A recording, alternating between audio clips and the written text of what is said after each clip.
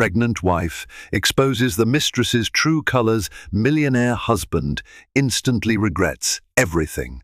Secrets can tear apart even the strongest bonds, especially when they strike at the heart of trust. In a world where wealth and status cloak deeper darkness, betrayal thrives behind lavish mansions and glimmering jewelry. When a seemingly perfect millionaire marriage unravels, shards of deception reveal a hidden affair, testing the limits of loyalty.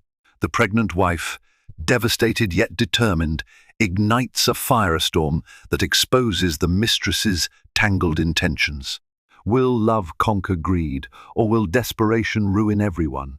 Stay with us as we delve into a story of heartbreak, revenge, and redemption that will leave you stunned at every turn. Thomas Greenwood was known throughout New York's elite circles as a brilliant investor with an impeccable eye for spotting opportunities. He owned shares in cutting-edge tech companies, real estate ventures, and sprawling luxury developments from Manhattan to the outskirts of Los Angeles. Alongside him stood his wife, Helen Greenwood, a woman of grace and quiet resilience. They had married 6 years earlier in an extravagant ceremony at the Metropolitan Club. From the outside, everything about their life seemed perfect. A lavish penthouse overlooking Central Park, custom cars parked in a private garage, and an air of tranquility that only wealth could buy. Yet beneath the polished exterior, Helen carried a secret that should have been cause for celebration. She was newly pregnant with their first child. She had just discovered the news and had been waiting for the perfect moment to share it with Thomas. But he was increasingly distant. Business calls ran late into the evening, and Thomas often missed the special dinners Helen prepared. The thoughtful gestures he once showered upon her fresh peonies, delivered weekly. Surprise spa weekends had become almost non-existent. Helen tried to rationalize his behavior, believing it might be due to a new and complicated business deal. One chilly evening, Helen decided to surprise Thomas in his study, a room lined with antique books and a majestic mahogany desk they had purchased during a trip to London. She envisioned a tender conversation, her softly spoken words, "I'm pregnant," eliciting tears of joy from Thomas. But instead, she found him on the phone, his voice hushed and laced with tension. He abruptly ended the call when he saw her, stuffing his phone into his pocket. The strained look on his face, coupled with a flicker of guilt in his eyes, made her stomach clench. In that moment, Helen sensed the foundations of her marriage were shifting, revealing cracks she had overlooked for far too long. Swallowing her anxiety, she revealed her pregnancy that night, hoping it would reignite the connection they once shared. Thomas forced a smile and murmured how happy he was, but Helen sensed the hollow ring in his voice. Something was deeply amiss. Little did she know, the journey she was about to undertake would unravel secrets that would rewrite the very definition of their marriage, secrets that would transform her into a woman she never imagined herself becoming. Thomas Greenwood had met Serena Davenport only a few months earlier at a lavish charity gala held at the Plaza Hotel. She was introduced to him by a mutual acquaintance, but from the moment their eyes locked, Thomas felt the spark of an illicit thrill. Serena, with her glossy chestnut hair, dazzling smile, and a reputation as an up-and-coming art dealer, possessed a magnetism that captivated Thomas. She could effortlessly shift conversations to revolve around him, skillfully flattering his ego. Over time, their chance meetings became private luncheons, then secret rendezvous in the most exclusive corners of Manhattan. What Thomas failed to see amidst the swirl of desire was the predatory gleam in Serena's eyes.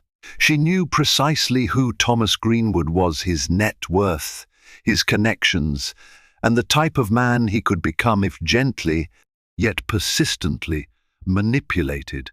She was adept at playing the role of a confidant, a sympathetic listener to his business woes, all while carefully planning her next move. The affair turned from a casual fling into something that sank its hooks deeper into his life. With Helen preoccupied in her own charitable projects and the day-to-day routine of their household, Serena filled the void in Thomas's soul with illusions of excitement and danger. But Serena wanted more than brief encounters in five-star hotel suites. She wanted Thomas's undivided attention, his wealth, and ultimately a public commitment. Deep inside, she felt no remorse about Helen, a woman she dismissed as too meek and trusting. The fact that Helen was pregnant only fueled Serena's hidden jealousy, though she managed to feign indifference whenever Thomas brought it up. Her game was about to intensify, and she would stop at nothing to secure her place at the top of Thomas's priorities. One evening, Serena suggested a getaway to Street. Lucia, pushing Thomas to make excuses to Helen, he lied about a potential business merger in the Caribbean. Helen, still unaware of the gravity of her husband's deceit, believed him without hesitation. Meanwhile, Serena reveled in the luxurious resort, posting carefully chosen photos on social media that revealed nothing of Thomas but hinted at a glamorous escapade.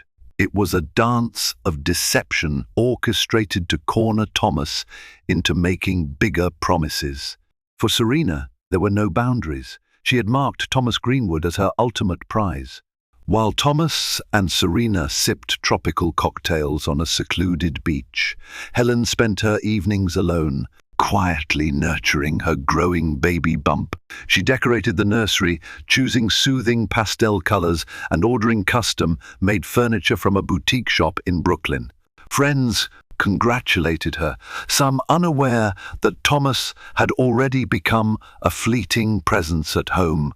Helen wrestled with a swirl of emotions, eagerness to embrace motherhood, fear for her future, and an unshakable dread that her husband was slipping through her fingers. During a lunch date at a quiet cafe, Helen confided in her closest friend, Evelyn Carver. She confessed that Thomas seemed evasive and that he no longer displayed genuine excitement about her pregnancy. Evelyn, an observant woman who had witnessed the harsh realities of the upper-crust world, gently suggested that Helen keep her eyes open for unusual behaviors or suspicious transactions. "I'm not saying he's cheating," Evelyn warned, "but the wealthy often harbor secrets behind those gilded doors. Don't let your guard down completely." For the first time since she married Thomas, Helen felt compelled to question his loyalty. She recalled unexplained charges on his credit cards, covert phone calls, and his sudden taste for elaborate business trips that never produced any meaningful outcomes. There had been small incidents, lipstick smudges on his collars, or an odd fragrance on his coat that wasn't hers. Helen had shrugged them off, believing they were harmless mistakes. But now, a seed of doubt began to grow, and she realized she could no longer ignore the signs. Late one evening, while revisiting the memory of Thomas's odd reaction to her pregnancy news, Helen's heart pounded with a quiet fury. She wanted answers, and she knew she might have to dig them up herself. The days of sitting passively and waiting for Thomas to decide their fate were over. Unbeknownst to her, the battle she was preparing for would require all the courage and strength she could summon, not just for her own sake, but for the child she carried within her. Helen's first step was to search for any tangible proof of wrongdoing. Feeling guilty yet resolute, she logged onto their shared computer when Thomas was out entertaining potential investors. She combed through email folders, cross-referencing the times he claimed to be in meetings with the reservations listed in his calendar. Nothing definitive surfaced, but she noticed meticulously deleted messages and suspicious gaps in his travel records. It was as though Thomas had scrubbed large swaths of his digital footprint, which only confirmed Helen's suspicions. Her next move involved discreetly hiring a private investigator, Lucas Hayes, a former police detective recommended by Evelyn. The investigation was an emotional, double-edged sword for Helen. She felt like a traitor, snooping on her own husband, but her intuition told her this was the only way to unearth the truth.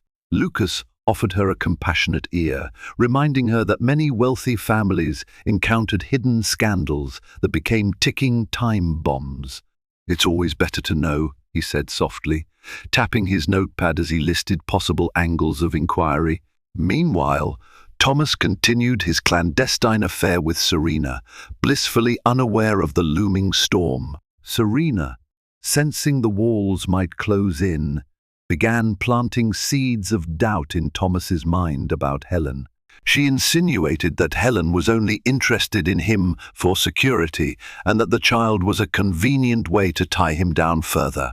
Feeding on Thomas's newfound insecurities, she pressed him to invest in her budding art gallery, a place she envisioned as a launching pad for her influence among high society's biggest names. Under her persuasive charm, Thomas transferred an initial investment of $500,000 into her account, rationalizing it as a business move. But unbeknownst to either of them, Lucas's discreet surveillance captured every clandestine meeting.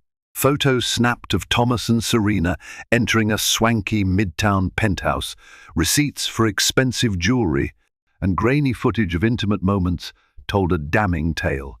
Within 2 weeks, Lucas presented Helen with incontrovertible proof.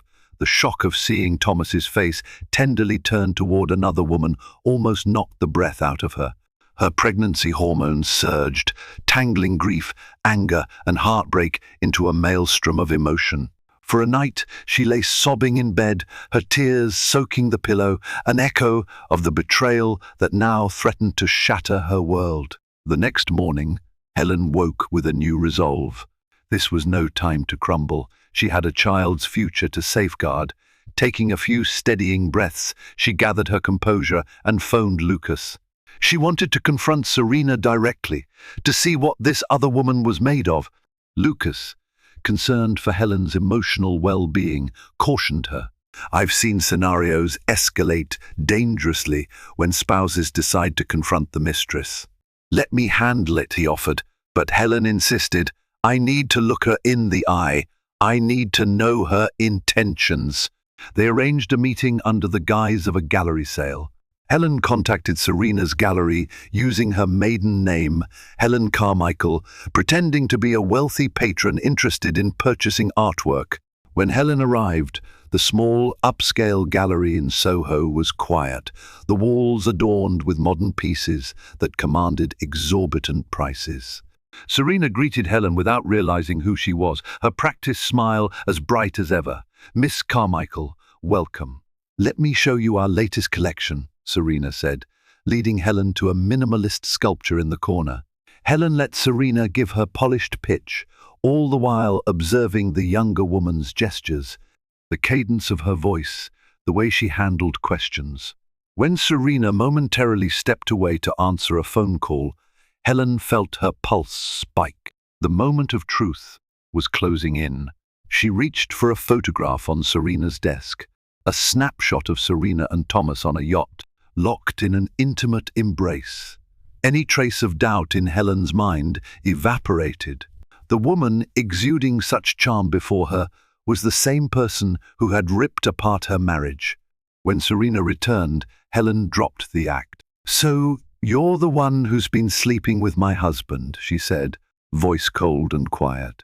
Serena's face went pale for an instant, but she recovered quickly, crossing her arms. "I'm sorry. Who are you?" Helen gave a bitter laugh. "You know exactly who I am," she said, locking eyes with Serena. The tension in the gallery thickened, the final confrontation shimmering in the air like a brewing storm. Serena, unwilling to appear weak, straightened her posture, and her next words would mark the beginning of a feud that threatened to tear Thomas's life apart. Serena's facade of warmth dissolved, replaced by a steely glare. "If you're here to lecture me, you're wasting your breath." "Thomas and I have something real," she said, each word dripping with condescension. Helen felt rage simmer within her, but she refused to lose control. She thought of the baby inside her, a calming reminder to keep her composure. Does he know what kind of person you truly are? Helen asked, scanning the lavish gallery that Serena had likely funded with Thomas's money. Serena smirked. What exactly is that supposed to mean? That I'm a gold digger? Thomas needed an escape, and I provided it. If you couldn't keep him happy, that's your problem. Helen's heartbeat thundered in her ears. She wanted to scream, to lash out, but she knew giving in to raw emotion would serve no purpose. Instead, she asked, "Do you think he'll stay with you if I expose everything you've done? If his reputation is at stake, do you honestly believe he'll stand by your side?" Serena shrugged, casually looking at her manicured nails. "If you're so sure of your victory, why are you here? Go ahead. Threaten me, drag me through the mud. Thomas won't abandon me because, as it happens, he cares about me more than you realize." The venom in her voice was palpable. "And if you try to ruin me, I'll ruin you in return. Remember, your husband is deeply invested in this gallery. A scandal hurts us both, but if you want a war, we can have one." Helen felt tears prick her eyes, but she blinked them away, refusing to let Serena see her pain. She turned to leave, pausing only to deliver a final, measured statement. "I'm carrying his child, and I'll protect my family. You may think you've won, but you have no idea what's coming your way." With those words, she walked out into the crisp Soho air, her heart pounding with a mix of fury and heartbreak. She realized, with sudden clarity, that she was entangled in a battle that would demand all her strength, and she had no intention of losing.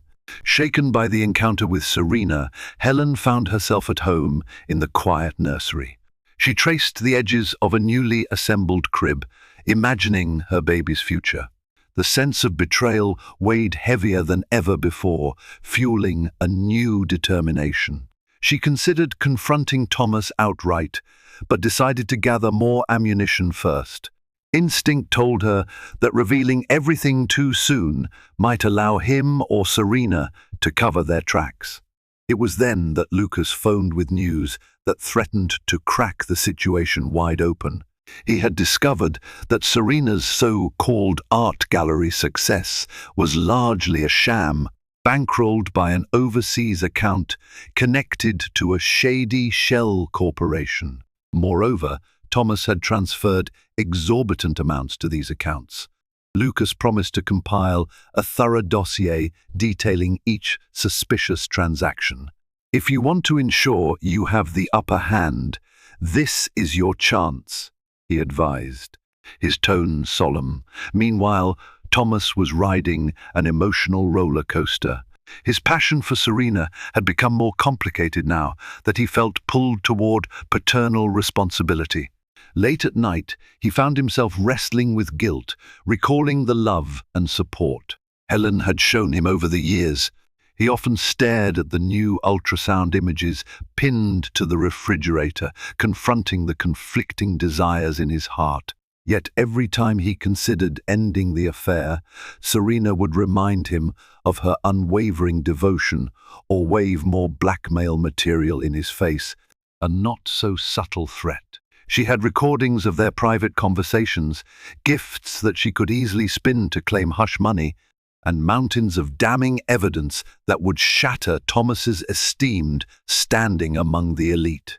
Helen's pregnancy was now approaching the 4-month mark, and she felt her body changing daily.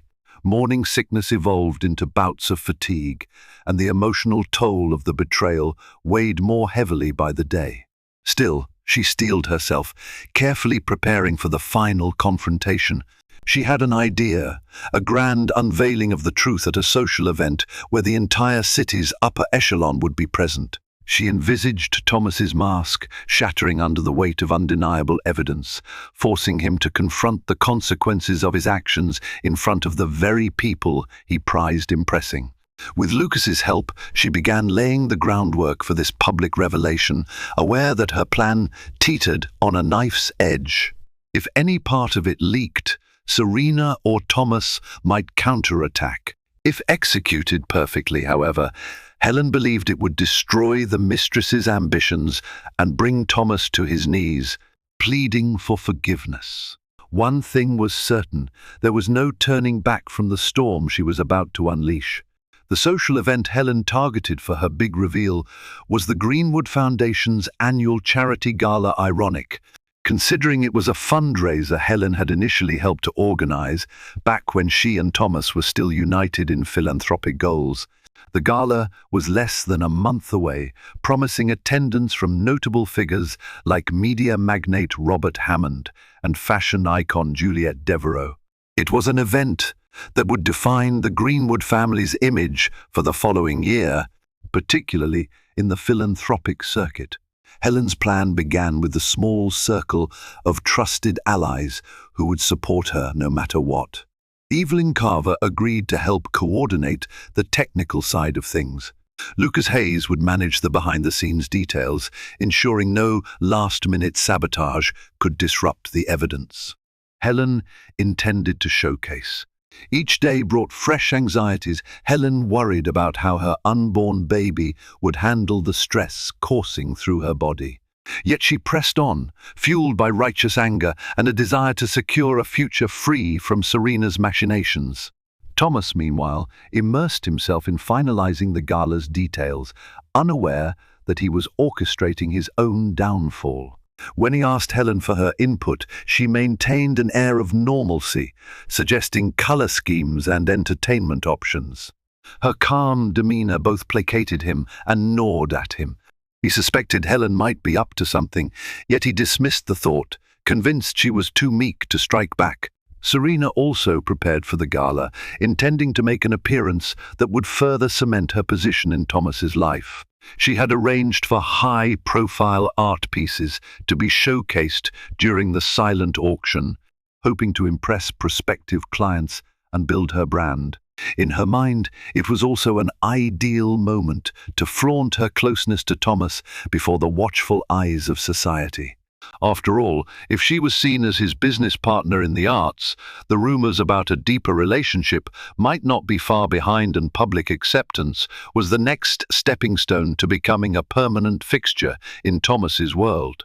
None of them knew the full extent of Helen's plan, nor did they fathom how thorough her preparations were. In her mind, she replayed the humiliation she had endured in Serena's gallery. That memory fueled her every action, reminding her of the price of betrayal. In quiet moments, Helen placed a hand over her growing belly, silently promising her child they would never live under the shadow of lies and manipulation. The day of reckoning loomed closer, and she intended to seize it, no matter the cost. The week leading up to the gala was a frenzy of activity. Florists delivered crates of white roses to the Greenwood mansion. Staff bustled about the expansive ballroom, double-checking seating arrangements, and caterers scheduled multiple tastings to perfect the evening's menu. Helen wandered among the preparations with grace, her heart hammering whenever Thomas or Serena came into sight.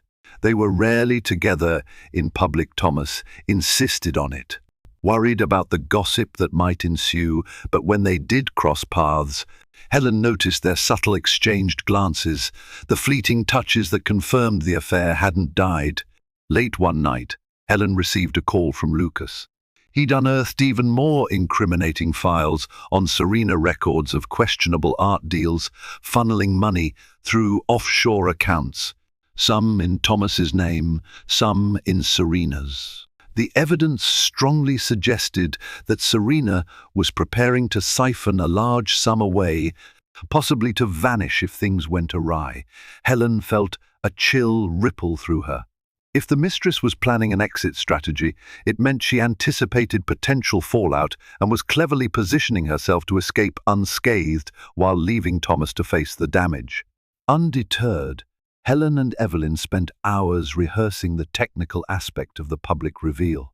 They planned to present the evidence in the final moments of the gala, right before the traditional toast.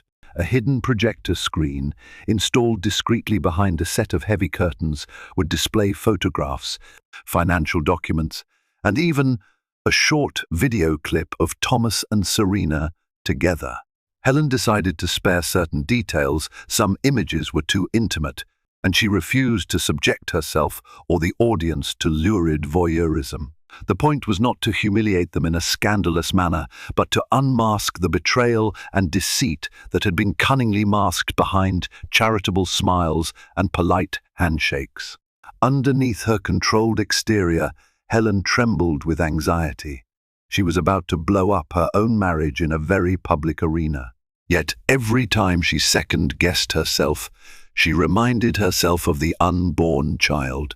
Did she truly want her baby growing up in a life built on lies? No. And if Thomas was brazen enough to lie and cheat under the same roof where his pregnant wife slept, then he deserved to witness the cataclysmic consequences of his own arrogance. Doubts lingered like ghosts at the edges of Helen's consciousness. She acknowledged that this plan might not lead to forgiveness or reconciliation, but it would pave the way for a future unchained from Serena's manipulations. Helen was prepared to face the aftermath, no matter how turbulent. After all, the secrets that fester in darkness would soon ignite into blinding light. And in that light, every hidden sin would be laid bare. At last, the evening of the Greenwood Foundation's annual charity gala arrived. The Greenwood mansion dazzled under streams of twinkling lights. Cameras flashed at the end of the red carpet, capturing the arrivals of luminaries in couture gowns and tailored tuxedos. Thomas looked polished as ever in a custom midnight blue suit, greeting guests with his signature charismatic smile. Helen, dressed in an elegant emerald gown that subtly showcased her growing baby bump, stood by his side. Her serene composure masked the emotional tempest raging inside her. Spotting Serena Davenport was inevitable. She arrived in a sleek, form-fitting silver dress, her hair arranged in an intricate updo. From across the room, she raised a champagne flute in a silent, mocking toast to Helen. The tension was palpable, but only a handful of people were tuned in enough to sense the undercurrents. Meanwhile, reporters from society pages snapped photos, oblivious to the drama about to unfold. On the outside, it looked like yet another glittering affair where billionaires socialized and charities benefited. As the evening progressed, guests mingled, made bids in a silent auction, and enjoyed a 5-course meal featuring delicacies from around the world. By the time dessert was served, the atmosphere was jovial, with laughter filling every corner of the mansion's grand ballroom. Musicians played soft jazz, the perfect soundscape for whispered conversations over luscious chocolate tortes and champagne. Thomas was in his element, basking in the admiration of donors who lauded his philanthropic spirit. Helen, who had floated through the evening like a poised spectre, glanced at Evelyn and Lucas, positioned near a discreet, technical setup. Nodding at them, she signaled that the moment was at hand. She felt her pulse accelerate, and a light sheen of sweat broke out along her hairline. But her resolve remained firm. Tonight, she was no longer the passive, trusting wife. She was a force demanding the truth. At precisely 9:30, the lights dimmed, prompting Thomas to take the stage for the traditional Greenwood toast. As he lifted his glass to address the crowd, praising their generosity and highlighting the foundation's achievements, Helen felt a pang of heartbreak.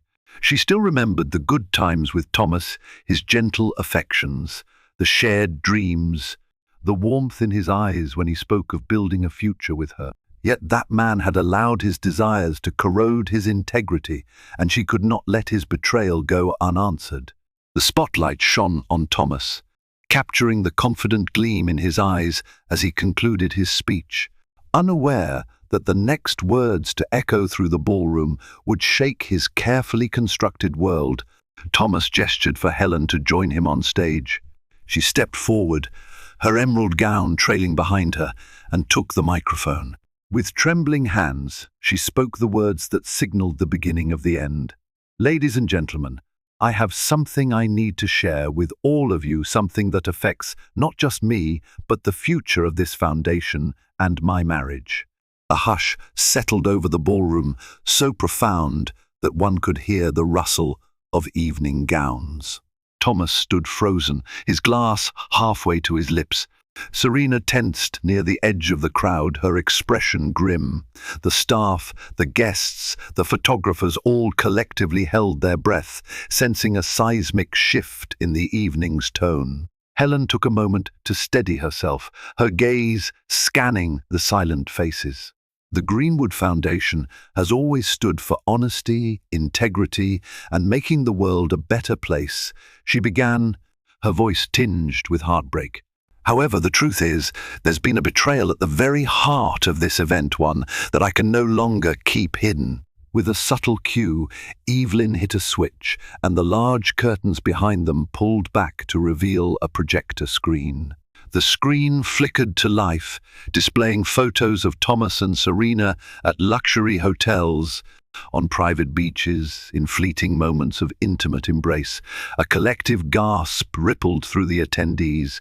People exchanged stunned looks, uncertain of whether to avert their eyes or continue witnessing the unraveling spectacle. Thomas's face paled to a ghostly hue, and Serena's eyes widened in shock. She fumbled with her champagne glass, her confident veneer dissolving under the glare of undeniable evidence. Helen pressed forward, refusing to let emotion derail her. "These images," she said, gesturing toward the screen, "show the affair my husband has been having with Miss Serena Davenport, the same woman who has curried favor with many of you tonight." At that, the screen shifted to a series of financial documents, highlighting transactions, funneling money into Serena's gallery under suspicious pretenses. Lucas had even included annotated diagrams tracing offshore accounts. Rumors had long circulated that Thomas had near limitless resources, but seeing them channeled into clandestine deals left the crowd murmuring in disbelief. The final blow was a short clip of Thomas and Serena discussing how to move money without Helen's knowledge. Their voices echoed in the stilled room, dripping with covert ambition. Helen's eyes welled with tears, yet she maintained her composure. "I share this with all of you not to humiliate anyone," she said, although it was abundantly clear humiliation was an unavoidable consequence. "I am pregnant with Thomas's child, and I can't raise my baby in a world where deception is celebrated and integrity is discarded." I refused to continue the charade. For a heartbeat, absolute silence reigned. Then the crowd erupted into whispered conversations and audible gasps. Photographers snapped away, capturing every flicker of emotion on Thomas's ashen face and Serena's furious glare. The final image on the screen froze a snapshot of Thomas and Serena at a secluded resort, an emblem of their betrayal. Helen, tears now streaming down her cheeks, concluded quietly, "I'm sorry to have disrupted this evening, but I hope you understand why it was necessary." For a moment, Thomas Greenwood simply stood there, paralyzed by the enormity of the exposure. Every eye in the room was upon him, and the respectful admiration that once accompanied his name had dissolved into shock and disdain. He tried to speak, but his throat felt too constricted to form words. His mind raced, searching for any plausible explanation or exoneration, but the evidence was too damning. Then there was Serena, who, in her desperation, tried to seize control of the narrative. She pushed her way through the throng of guests, ascending the stage with an air of indignation. "This is a malicious setup," she yelled, pointing a trembling finger at Helen. Her voice carried a mixture of fear and anger. "You've twisted the facts to make me look like a conniving mistress. Thomas and I are in love." A rising wave of murmurs filled the air, and reporters scribbled furiously, capturing every shocking statement. Thomas finally managed to speak, his voice shaky. "Helen, please, let's talk about this privately." But it was too late for behind closed doors damage control. The scandal had erupted under the brightest spotlight possible. Helen, though her tears continued to flow, responded in a voice that resonated with quiet fury. "Talk, so you can spin more lies?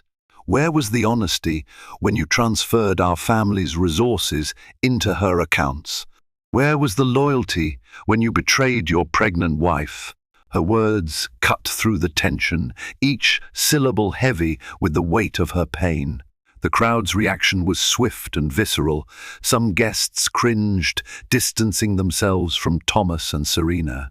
Others whispered about the moral hypocrisy of a philanthropist embroiled in such a salacious affair. Donors who had once bragged about their association with the Greenwood name now re-evaluated their allegiance, feeling betrayed on both ethical and financial fronts. Sensing an impending public relations disaster, staff members attempted to usher the press away from the unfolding confrontation. But the damage was done. Headlines were practically writing themselves. Greenwood gala turns scandalous. Pregnant wife exposes husband's affair. Evelyn discreetly motioned to security to maintain order, but the hush that fell over the crowd again felt more like a collective recoil from the spectacle on stage. In the midst of the uproar, Helen clutched her stomach, protective of her unborn child, as stress threatened to overwhelm her. "I never wanted this," she said softly, looking at Thomas with eyes full of heartbreak. "But you left me no choice." At that moment, Thomas Greenwood realized the full magnitude of his folly. His carefully curated empire was on the verge of collapse, his reputation tainted, and the woman he had once vowed to love and protect stood before him, pregnant with their child, gazing at him like he was a stranger. A wave of regret crashed over him, more intense and devastating than he'd ever felt before. Time seemed to lurch forward in disjointed moments after Helen's revelations. Security ushered curious onlookers out. Staff hastily ended the gala's proceedings, and the once celebratory ambience dissolved into a hush of scandalized whispers. In the ensuing chaos, Thomas tried to approach Helen, but Evelyn and Lucas shielded her, guiding her out of the ballroom before he could utter a word. Reporters attempted to follow, but security blocked them at the door. The final sight for many guests was Helen disappearing into the mansion's corridor, tears still glistening on her cheeks. Serena, cornered by the press, delivered a flurry of defensive statements. "Helen manipulated the facts," she insisted. "Thomas and I have been in a consensual relationship. She only cares about his money. She doesn't truly love him." But the financial documents splashed across the projector screen spoke for themselves. Interviewers closed in, cameras rolling, capturing her trembling hands and increasingly erratic responses. Her eyes darted toward Thomas, but he stood paralyzed, offering no rescue. In a private sitting room upstairs, Helen sat on a velvet chaise, her head in her hands. Evelyn wrapped an arm around her shoulders, gently stroking her hair. "You did it," Evelyn whispered. "It's out now. You're free from pretending." Yet Helen felt no triumph. Instead, she felt only an aching emptiness, a sense of finality that was crushing. She had once loved Thomas Greenwood with the entirety of her heart, and now that love lay strewn about like shattered glass. Thomas finally managed to break away from the prying cameras and slip upstairs. He found Helen and Evelyn in the sitting room. Lucas, arms crossed, stepped in front of him, posture rigid with protectiveness. "Let me talk to her," Thomas pleaded, his voice cracking. After a moment's hesitation, Evelyn gave Helen a questioning look. Helen swallowed hard and nodded. She was ready to face her husband's pleas, even if only to bring closure to their story. Lucas and Evelyn left the room, and Helen stood. For a long moment, they merely looked at one another. Thomas's eyes brimmed with regret, and Helen's were swollen from tears. Finally, Thomas spoke. "I never wanted things to go this far. I was stupid, selfish." His voice broke, and he knelt before her, placing a trembling hand over her stomach. I hate what I've done to you and our child." Helen's face contorted with heartbreak. She stepped back, removing his hand. "Did you think you could hide it forever? Did you even care about the baby?" she demanded, her tone a mixture of sorrow and indignation. Thomas shook his head, despair clear in his eyes. "Of course I care. I don't know what to say. I was overwhelmed by business, by the idea of fatherhood, and I acted like a coward. I'm so sorry." Tears streamed down Helen's cheeks. She clutched her stomach protectively. "You didn't have to be perfect," she whispered, voice trembling. "You only had to be honest and loyal. But you couldn't even manage that." In that moment, Thomas realized that no apology could mend the rift his betrayal had caused. The love he had taken for granted was gone, replaced by a cold wall of mistrust and heartbreak. With a solemn finality, Helen turned away, leaving Thomas kneeling there, consumed by the colossal weight of his own regret.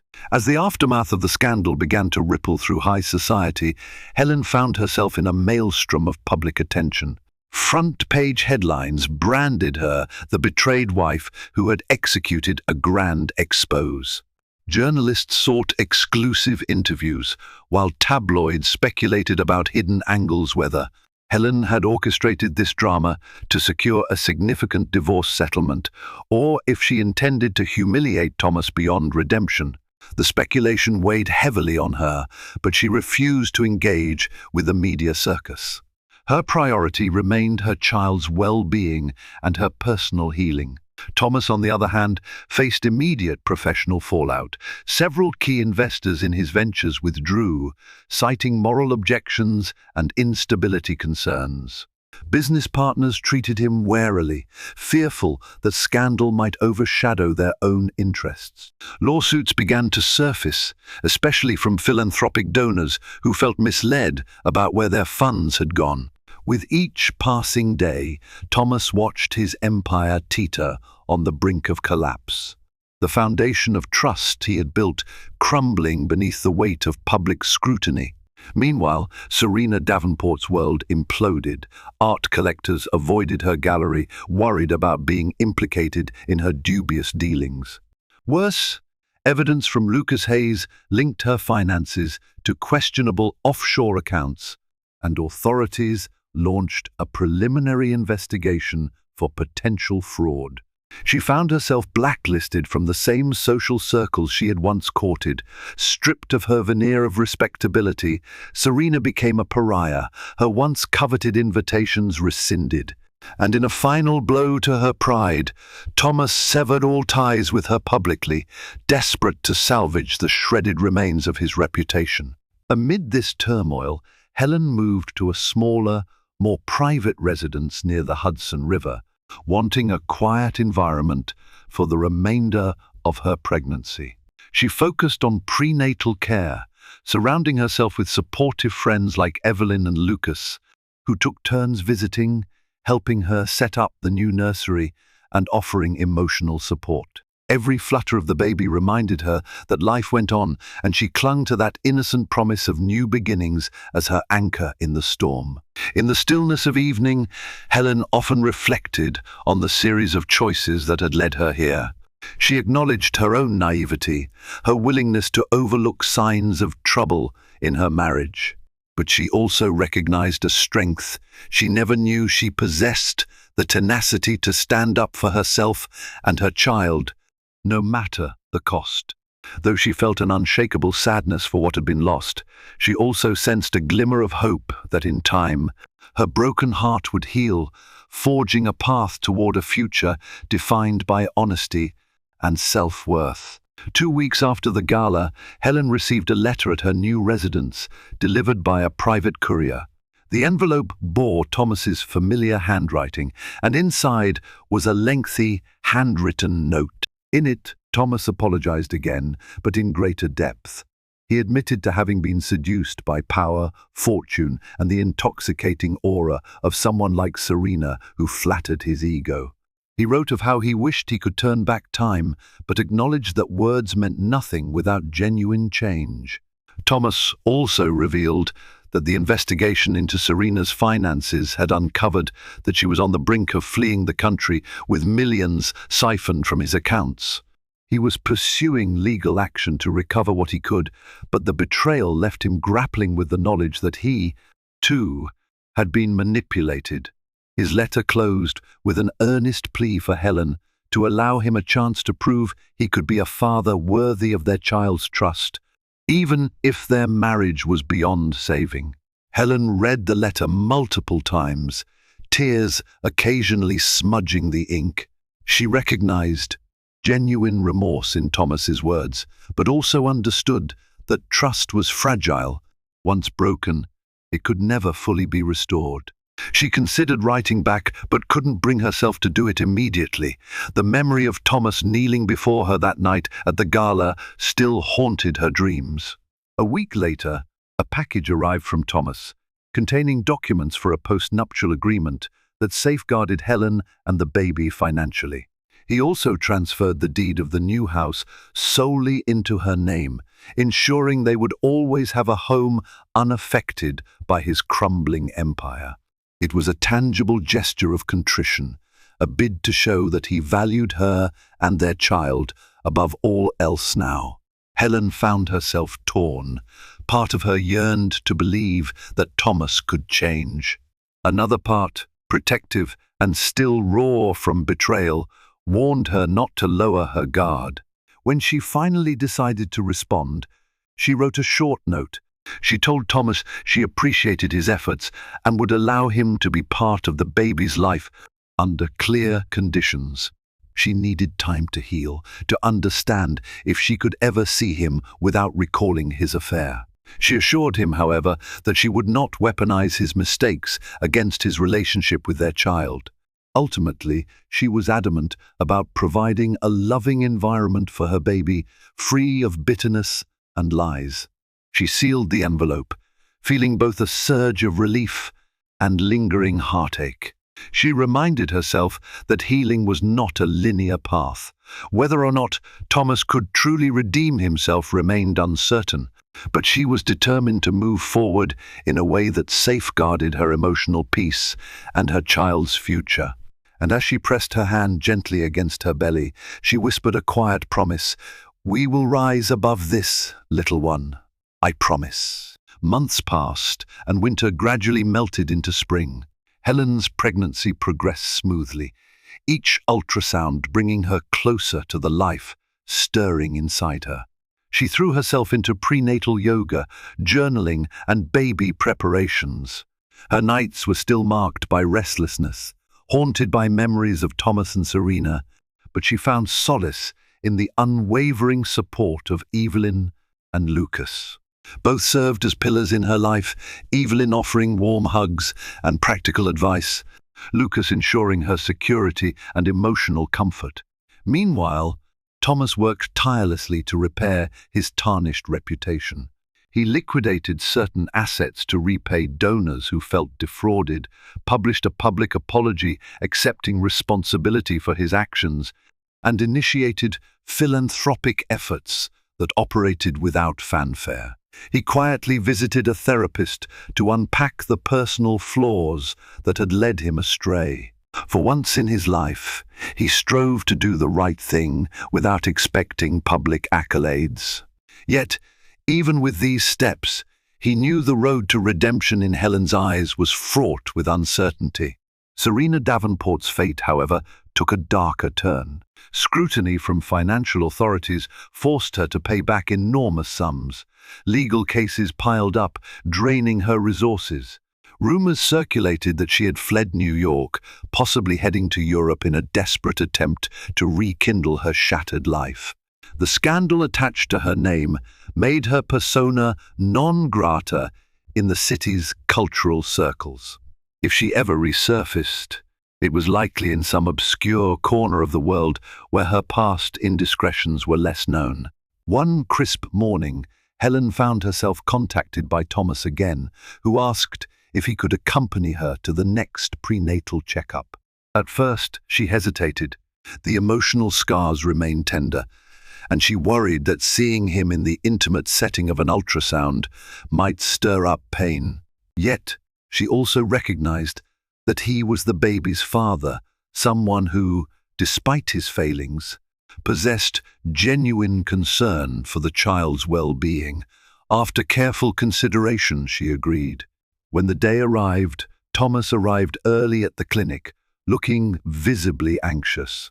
He greeted Helen softly, his eyes flicking to her round belly with an unmistakable blend of awe and remorse. The ultrasound technician prepared Helen for the exam, and soon the room filled with the rhythmic sound of a tiny heartbeat. Thomas's eyes brimmed with tears. "It's so real," he whispered, voice trembling. A wave of emotion overcame Helen as she watched him experience the miracle of their child, overshadowing, at least momentarily, the tumult that had defined their recent past. After the appointment, they walked together in silence to the parking lot. Thomas gently asked if he could treat her to a light lunch to talk about co-parenting logistics. Helen nodded, agreeing that they needed to discuss how to navigate the future for their child's sake. It wasn't exactly forgiveness, but it was a start, a hesitant step toward forging a new relationship as mother and father. If not husband and wife, the road ahead remained uncertain, but within that day's gentle sunshine, they found a fragile hope that maybe something good could still arise from the wreckage of their shattered dream. Summer brought warmth, and Helen's belly had expanded into a beautiful curve that drew admiring smiles from strangers on the street. She had settled into a routine of prenatal classes, soothing piano music in the evenings, and meticulously reading books on motherhood. Though heartbreak still shadowed her thoughts from time to time, she nurtured a profound sense of excitement for the new life soon to arrive. Thomas, adhering to Helen's boundaries, kept his interactions focused on preparations for the baby and updates on his ongoing legal battles. He regularly provided financial support, though Helen insisted she only wanted what was necessary for the child, refusing to accept extravagant gifts or gestures. Recognizing that trust was built slowly, Thomas respected her stance. Quietly, he participated in fatherhood classes, eager to learn how to cradle, feed, and care for a newborn. This humble willingness to learn surprised Helen and stirred faint glimmers of cautious respect. In August, Helen agreed to let Thomas throw a small baby shower, a modest gathering of close friends and family. She was initially hesitant, concerned that people might judge her choice to involve Thomas after all that had transpired. Yet she reasoned that the event wasn't a celebration of her marriage, but of the impending arrival of their child. Evelyn and Lucas came, bringing a sense of protective camaraderie, while a few of Helen's relatives traveled in from out of state, curious and supportive. Thomas chose to hold the shower in a picturesque garden behind the mansion, carefully curated to avoid any hint of ostentation. Tables were adorned with simple floral arrangements, pastel-colored balloons drifted on gentle breezes, and soft classical music played in the background. As guests arrived, they greeted Helen with genuine affection, offering small gifts like handmade blankets or baby booties. The atmosphere was serene, a welcome respite from the storm of drama that had engulfed them. After cake was served, Thomas stood to give a short speech. Though he kept his remarks brief, he spoke from the heart. "I know that many of you have questions, maybe even doubts about Helen and me," he said, his voice trembling slightly. "But I'm here to say that no matter what happens between us, our child's well-being is paramount. Helen is going to be an incredible mother, and I'm determined to be a good father." Applause followed, gentle and genuine, as he wrapped up. Helen felt tears prick her eyes, a swirl of gratitude and sadness intermingling. The baby shower ended on a tender note, with Helen hugging Evelyn and Lucas goodbye under the setting sun. She caught sight of Thomas from across the lawn, speaking quietly with one of her aunts, who patted his shoulder reassuringly. In that moment, Helen felt an unexpected sense of peace. Life could be messy, tragic, and painfully complicated, but it also held the possibility for healing and new beginnings. And as she left the party, hand gently cradling her unborn baby, she allowed herself a small, hopeful smile for the future. Helen went into labor on a rainy September evening. The sky was thick with grey clouds that unleashed a steady downpour over the city. She felt the first contractions while reading in her cozy living room, a hospital bag already packed and waiting by the door. Calm yet quivering with anticipation, she phoned Evelyn, who rushed over within minutes, and then alerted Thomas. Unsure if she wanted Thomas in the delivery room, Helen remained open to the idea but reserved final judgment until the moment of birth. At the hospital, medical staff guided her into a private maternity suite, hooking her up to monitors. Each contraction intensified, waves of pain and awe surging through her body. Evelyn held her hand, offering words of encouragement. Not long after, Thomas arrived, breathless and drenched from the storm, anxiety etched onto his face. He asked for Helen's permission to stay, and though her heart was pounding with both labor and lingering emotional scars, she nodded. What followed was a series of arduous hours, filled with the primal intensity of childbirth. Thomas surprised Helen by maintaining a calm presence, whispering words of reassurance whenever a contraction racked her. He dabbed her forehead with a cool cloth, and at one point, when her strength wavered, he guided her breathing exercises. In that raw, vulnerable state, they were no longer a betrayed wife and a remorseful husband. They were simply too soon to be parents, united in their concern for the new life making its way into the world. Shortly before dawn, Helen gave one final, powerful push, and the room filled with the piercing cry of their newborn son. Emotions overwhelmed her: relief, joy, tears of unimaginable depth coursing down her cheeks. Thomas stood in awe, tears in his eyes, as the doctor placed their child in Helen's arms.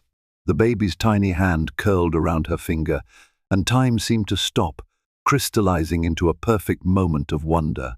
Thomas gently brushed Helen's hair from her face, his voice unsteady. "He's beautiful," he whispered. Helen nodded, her eyes locked on their baby's face. Despite the swirl of conflicting feelings, she recognized that in this moment they shared something profoundly pure, a love that transcended every misdeed and every regret. When visiting hours ended, the room grew quiet. Helen held her son close, exhaustion mingling with exhilaration. Thomas hesitated, unsure if she wanted him to stay. After a moment's contemplation, Helen motioned for him to sit beside her. "Let's name him together," she offered quietly. With a cautious smile, Thomas took a seat, and as dawn light crept through the window, they whispered their newborn's name for the first time, forging a small but significant step toward a new chapter in their intertwined lives. In the days that followed, Helen and her baby boy, whom they named James, adjusted to life back at her Hudson River home. She awoke to the soft cries of her infant, quickly learning the rhythms of feeding, changing, and comforting him back to sleep. Sleep deprivation formed dark circles under her eyes, but her heart brimmed with a love she never imagined possible. Thomas visited often, keeping visits short so as not to overstep. He brought groceries, diapers, and anything Helen mentioned needing. At first, Helen maintained a guarded distance. Her mind still replayed the painful memories of his betrayal. But as James grew, so did Helen's understanding that father and son needed time to bond. Tentatively, she opened the door for Thomas to spend entire afternoons there, reading baby books, singing lullabies, or simply cradling James while Helen took a much-needed nap. Each visit saw small improvements in their interactions. They spoke about mundane parenting concerns, diaper brands, formula options, pediatric appointments, and found an unexpected solace in these everyday tasks. The complexity of their past lingered like a faint shadow, but the immediacy of caring for James demanded their focus. Helen caught herself occasionally smiling at Thomas's awe-struck expression when James cooed or grasped his father's finger. Word of James's birth spread quickly through their social circles, with well-wishes pouring in from those who had once reveled in the gossip of the scandal. Letters arrived from business associates, including those who had distanced themselves from Thomas. They congratulated him on fatherhood, subtly inquiring about possible reconciliation. Helen's stance on the matter remained uncertain. Forgiveness was a journey, not a destination, and she was far from concluding where that path led. Over time, her anger began to dull into a guarded acceptance. It wasn't forgetfulness. She would never forget the emotional agony. Thomas inflicted but a willingness to coexist for James's sake. Thomas, for his part, continued therapy and made no overt moves to rekindle their romantic bond, perhaps sensing that to push would only sabotage the fragile stability they had achieved.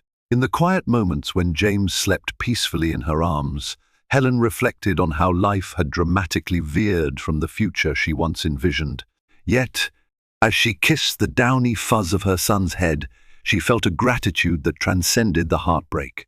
Despite the betrayal, the tears, and the public humiliation, she had gained an unshakable sense of self and a precious child who represented hope, renewal, and a love free from all pretense.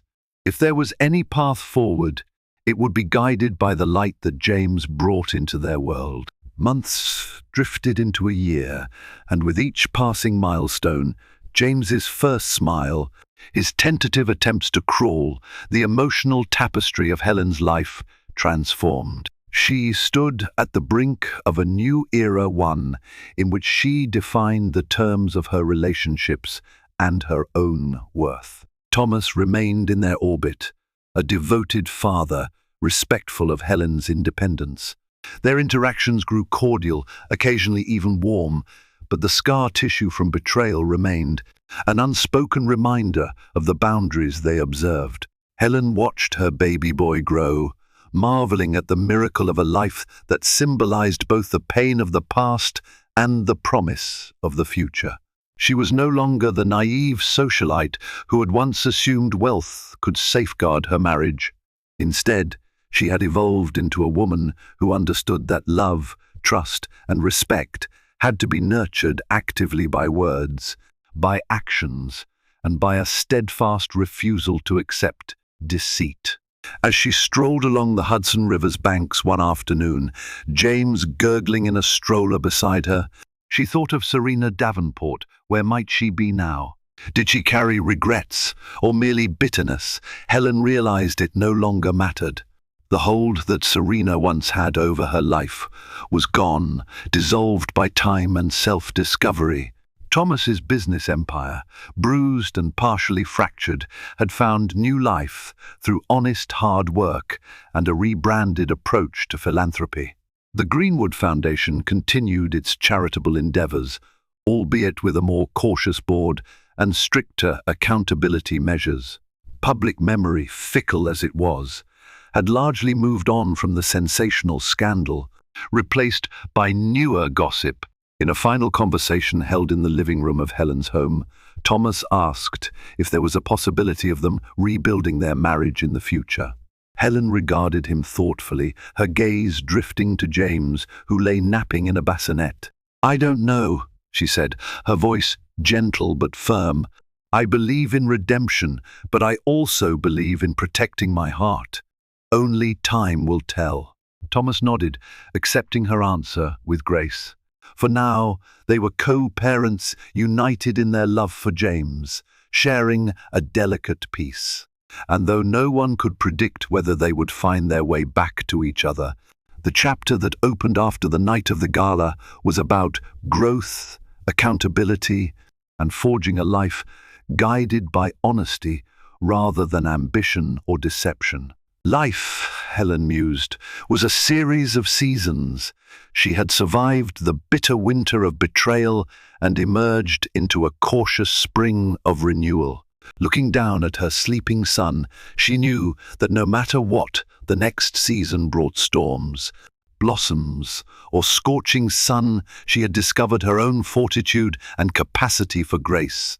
The illusions of her former life were gone, replaced by a deeper understanding of family, loyalty, and the resilience of the human spirit. Betrayal may cut deep, but truth has a way of transforming pain into a path for growth. This story of a pregnant wife who refused to remain silent when her world collapsed under the weight of hidden affairs reminds us of the power in confronting deception head-on. Her choice to expose the lies and demand integrity forced everyone, her husband, the mistress, and even herself, to face the consequences of their actions. Yet, as we've seen, redemption can grow from even the darkest corners of heartbreak. Helen forged a new beginning, her child becoming a symbol of resilience and hope. Now, it's your turn to carry this message forward. If this story moved you, please hit that like button, share it with friends who might need inspiration, and subscribe for more stories that reveal the extraordinary courage hidden within everyday lives.